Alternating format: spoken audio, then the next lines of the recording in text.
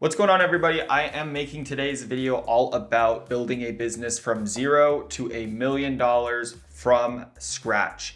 We're going to be going all the way through the process to maybe you have an idea, maybe you don't have an idea, validating that idea, the steps that you need to keep in mind, the realistic goals and experiences that I have had while building a few different businesses all the way up to my current tech startup, and all the lessons I learned along the way to hopefully shorten any learning curve that you guys might have while building your business or thinking about an idea to start a business. Now, first off, according to the Small Business Association, there are over 30 million small businesses in the United States, and 20% of them are going to be earning revenues of $1 million or more every single year. That means out of those 30 million plus businesses, there are over 6 million businesses here in the United States that are classified as small businesses that are going to be earning over $1 million this year. And if you think about it, if you are going to start a small business, a lot of people are always talking about how many businesses fail and the small number of businesses that actually make it through. But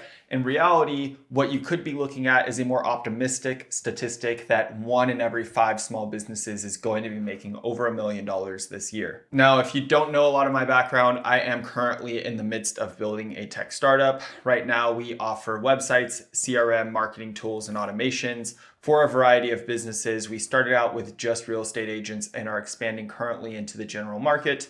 But if you were to value our business based on how Investopedia evaluates startup businesses, we would be worth somewhere in the realm of $10 million valuation. However, I truly do believe that these valuations for tech startups are arbitrary. It really comes down to how much profit are you taking home every single month and every single year. That's really how a business should be valued. All of these valuations that are based on ideas, based on market size, and based on an idea of how they can execute over time or how many employees they have, they mean nothing. If you have 100 employees, but you're losing money every single month and you might not ever make it to profitability, your business, in my opinion, is not worth much. What I focus on and what my co-founder focuses on, we focus on profitability and take home profit at the end of the day. We try to run a very, very lean machine. And I want to walk you guys through all of the different thought processes between how we came up with the idea, how we launched it, how you can come up with your own idea and launch $1 million a year business. Now, starting a business is probably one of the hardest things you could decide to do. However, if you go in with the right strategy, the right mindset, you can turn your idea into a profitable company that improves your quality of life, gives you the freedom that you wanted, and also is a clear path to every single goal that you might have set for yourself. So let's talk about the first step here, and that is identifying an actual problem that needs solving. Now, it's often the case that people will pressure themselves into thinking of an idea like a company that has never been done before and try to invent some new kind of category or product. And while yes, that is a very clear path to market domination, it's not always about creating something new and reinventing the wheel. There are plenty of multi-million-dollar businesses and millionaires that are created just based off existing categories alone. You can come into a lot of these existing categories, learn it, and improve just one factor to really create your market dominance. It is extremely important not to rush the idea process, because if you jump into the first idea that you have, you might be jumping from thing to thing to thing because you didn't fully think through the process. You didn't think about the second order consequences and all of the different hurdles and struggles that you're going to have along the way. So taking your time here will actually save you time in the long run. While you might have pressure on yourself to get started, I need to come up with an idea and I need to execute, it is more beneficial for you to sit back, really write out what your idea is, what possible problems and struggles you might have to overcome, and make a pros and cons list for each idea that you have. And most of all, come up with an idea that you're going to be passionate about, that you can drive 100% of your mental energy to every single day. That is really how you're going to be moving the needle. Coming up with an idea that is going to be actually needed and wanted in the marketplace is extremely important, because there is a study by CB Insights that says 42% of startups fail because there was actually no real need for their product or service in the first place. So one, going into an existing product or service category is hugely beneficial because there's a proof of concept there. But if you are going to be starting your own category or product or service, make sure that there's an actual need there. And there's a variety of different testing phases that you can go through to make sure that there is that need. And one last thing to note on your idea is that the internet is full of how to start an SMMA, how to do drop shipping, how to do Amazon fulfillment. And let me tell you from experience that the lower the barrier to entry is for a business to start, meaning SMMA, meaning drop shipping, whatever it is, the more competitors that you have. And the more competitors you have without a differentiator, you're going to just be driving your price lower and lower and lower, and the lower the margins are. So easier barriers to entry, meaning it's easy to start this type of business, means you're gonna have a lot more competition, and more competition means you're going to have to race to the bottom on your pricing, which means your margins aren't gonna be there, and you're going to putter out at the end of the day unless you can find a way to pull yourself out of being a commodity in that business and really separate yourself with a specific design, feature, product, or service. Now, once you're set on your idea, you've journaled about it, you've made your pros and cons list, you've done your research, it's time to create a minimal viable product, meaning you have some kind of service. Maybe you're gonna offer it to free to a few clients to see if you can get some testimonials and some results. Maybe you have a product.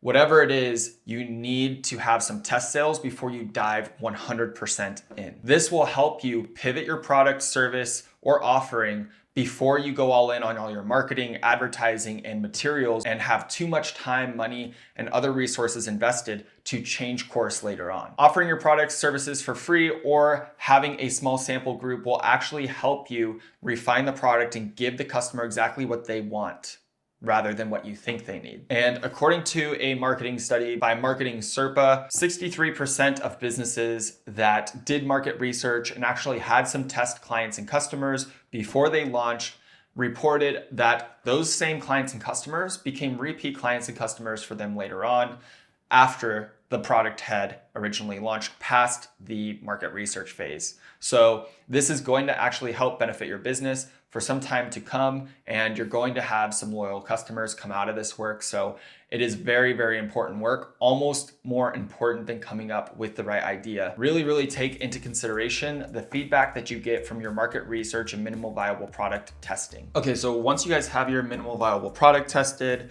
you have your idea really vetted out, it's time to come up with a plan. And when we're designing a $1 million business, it's important to start there with your plan. So what I always do is whatever we want our revenue goals to be, we will write our revenue goals at the top of the piece of paper. And then it's about, what do I have to do to get there? If you know that you close 20% of all sales calls that you make, you can really calculate your profit margin, how much profit you're gonna make, how many calls you need to get to $1 million in profit or $1 million in revenue based off those statistics. If you don't have those statistics, look up some industry averages just as a starting place, and then really work on being above average so you can get to your goal even quicker. So if you know that your lifetime value of a customer is $300 and your profit margin is $200 of that $300, you need to be able to work in your cost to acquire a customer, which might be 1/3 of the cost of that first purchase, which is what I typically use if I'm not exactly sure what our numbers are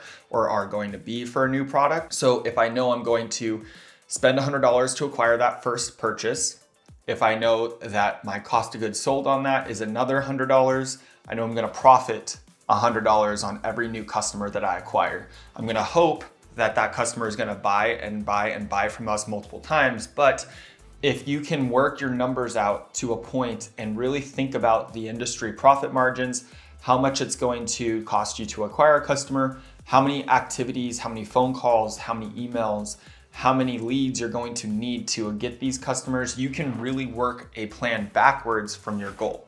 So that's exactly what we'll do is we'll write the $1 million and then we'll say, okay, for $1 million, we need this many new customers. To get this many new customers, we're gonna have to make this many phone calls based on our closing rate of 20%. And again, if you don't know averages, profit margins, or the average cost to acquire a customer in your industry, go ahead and look it up on Google. It's a good starting place, and then you can always aim to beat that average, but at least it gives you a place where you know, I need to do X amount of activities to get here. And what we always say is plan in years, check on your progress in quarters, and execute daily. Now, arguably one of the most important pieces is going to be your team. As you grow and grow and grow, you can start out with a co-founder, you can start out by giving an employee equity, or you can start the business yourself. What I've done in the past is I've always bootstrapped it. I have my tech startup now where I do have a business partner and a co-founder, but in previous businesses, I've really just bootstrapped it myself until I've been able to afford an employee. And a good route to go if you have online tasks that are very repetitive is you can hire somebody overseas. You can check out upwork.com to hire somebody like a virtual assistant to help you out with tasks, either part-time or full-time. But I've always been of the idea that you can start a business with very, very, very little money and grow that into a massive return. You don't need to spend hundreds of thousands of dollars just to get your first sale. Get in there, do the work yourself, and then hire team members as you need them. I've pushed myself to the limit before actually hiring people, because if I think I can do it myself and I'm willing to work those extra long nights, it's worth it to me to know everything that's going on in the business, especially when it's at its infant stages of growing. A motto that we also go by is hire slow, fire fast, because some of my biggest mistakes in business have been hiring W-2 employees that are on a salary of $60,000, $70,000 plus commission, paying their benefits, paying their taxes, and they just weren't the right fit for us. So we actually hire a lot of 1099 employees now, where we have more control over how the process goes, how long they stay with us, and it helps with our tax liabilities. And when we know they're a good fit, or if we just know that they're a good fit from the beginning, we'll hire them on as W-2 after the fact. But it is a big learning curve to hire your first employees, especially if they're the wrong fit, because it can not only cost the company tens and tens of thousands of dollars, but it can also cost the company growth in the long term. Now, this is where the hard work is actually going to start. And this is where it's really going to challenge how committed you are to your business and how much you really want this. This is the part where you just have to put in the sweat equity, sometimes not paying yourself for a year plus. And this is where a lot of people give up. But if you can push through to profitability, if you can push through to paying yourself a salary higher than anywhere else would ever offer you as an employee, this is where the biggest reward will come from starting your own business and shooting for that $1 million a year mark. According to the National Small Business Association, it takes a small business an average of 6 months to a year to turn a profit. So for this reason, hire slow, work your ass off, and really count every single dollar that goes in and out of the business, because every single dollar matters until you reach that inflection point of true growth and you're towards that $1 million a year in revenue mark. Now, as your business grows, the problems only become bigger and come more often to you. The more customers you have, the more inquiries for customer service you're going to have, the more fulfillment you're going to need, and exponentially, your life is going to get more and more complicated. It is important to keep in mind as your business grows to build in automations, build in processes. When you hire a new employee, build out training procedures so you only have to train them one time. There are a ton of different ways that you can optimize your business through automations, standard operating procedures, and a variety of different softwares that are out there now to help you save time, energy, and money while running the business on a day-to-day.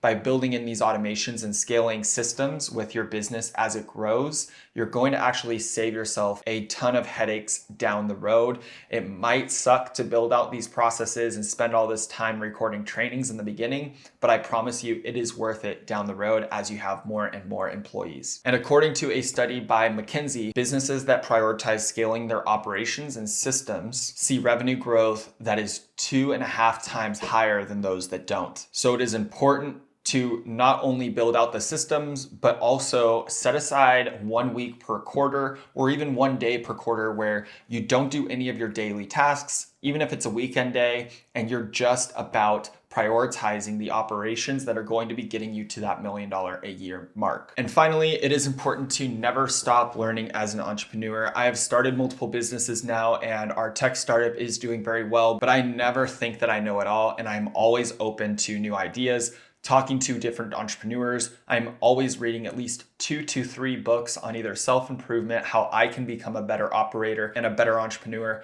or how I can actually operate the business at a higher level. and lead a team at a higher level. But by staying in a always learning and always growing mindset, this will help you stay ahead of the curve and continue to innovate on how you're operating and making your life even better as your business grows. So while this step-by-step guide is pretty general because I'm not sure what industry or service you guys are trying to get into, this guide hopefully gave you guys some insights into my experiences, some studies that I found, as well as a clear step-by-step process that you can take to building $1 million a year revenue business. It is very, very important that you not only really vet out what idea that you want to do, because like I said, you can burn out extremely quickly if the idea is not something that was thoroughly thought through and you think that the grass is going to be greener on the other side at a later date. And it's also important that you really validate the idea, get user feedback, come up with a way to make yourself stand out in the marketplace, and then build out that plan. That plan should be your Bible throughout the year. It shouldn't matter if you're feeling unmotivated or just not wanting to do something. If you look at, hey, I need to execute on 20 sales calls today to reach that $1 million a year number by the end of the year, you just know you have to do it. And there's no ifs, ands, or buts about it. If you know that you want that end goal, you will execute on your plan daily if your plan is in alignment. I check in on our plan every single Monday, as well as every single quarter. We take time to really look at the numbers and make the adjustments, whether it be hiring somebody, firing somebody, moving somebody over here, increasing our ad spend, changing the way that we market the product. It is important to make those pivots along the year and really understand, hey, this plan is working, it's not working, or we need to make twice the amount of phone calls for the next quarter to catch up with what we thought our projections were gonna be. But remember, this is not meant to be easy. If it was easy, everybody would be a millionaire and everybody would have $1 million business. But with hard work and dedication, you can turn your idea into $1 million a year company. Whether you think you can or whether you think you can't do it, you're right. So get in the mindset and put it down on paper that you have a plan to execute and make it based on numbers. So your thoughts and how you feel about yourself really don't matter. All it matters is that you do X, Y, and Z every day according to your plan, and you will get there eventually. Thank you guys for watching this. If you guys have any more questions or want me to go into any more depth on any of the lessons that I've learned or any of the topics that I covered in this video, please let me know in the comments. Otherwise, like and subscribe, and I will see you guys in the next one. Thanks.